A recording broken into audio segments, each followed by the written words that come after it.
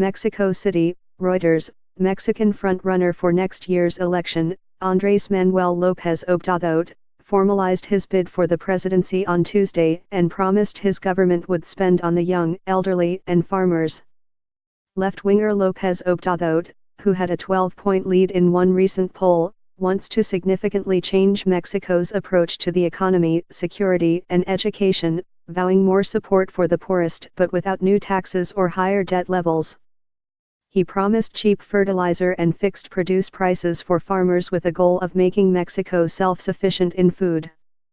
He also offered paid apprenticeships for unemployed youth, grants for students and higher pensions for the elderly, expanding on popular welfare programs introduced when he governed Mexico City. A win by the 64-year-old self-declared nationalist on July 1 could reverse a Latin American trend towards right-leaning governments and set the stage for friction with U.S. President Donald Trump over his anti-migrant language and policies.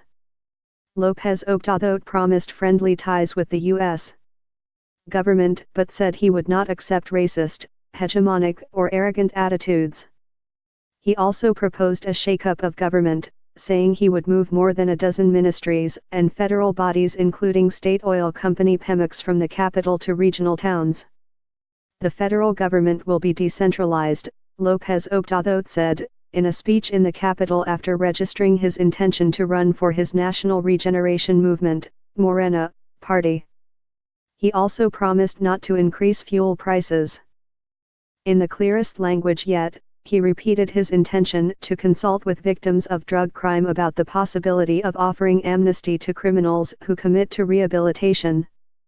The only aim, there is no other, is to explore all the possibilities to curb the violence and guarantee peace for the people of Mexico, he said.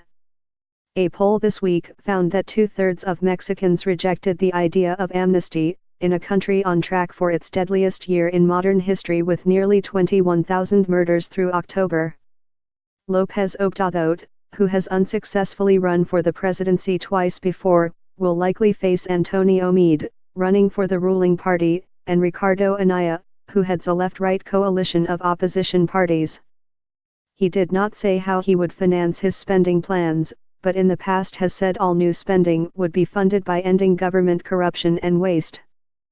Additional reporting by Veronica Gomez, editing by Christine Murray and Andrew Hay.